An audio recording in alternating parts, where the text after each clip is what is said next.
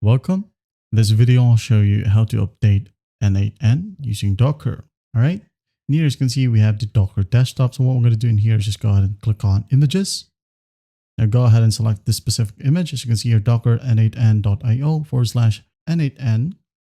So what we're going to do here is just go ahead and go to the three dots and tap on it, then hit on pull. Just wait for the process to finish, as it will be quick. As you can see here, it says images up to date for Docker n8n.io. All right. Your name might be different right here. Just hit on X. Now go ahead and run it. Run.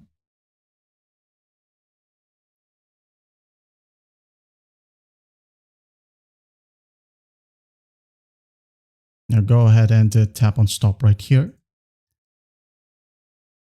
Then hit on play again. Now you can go ahead and click on your local host to open it up. And after that, you're good to go. Well, I hope this video helps, and I'll see you in the next one.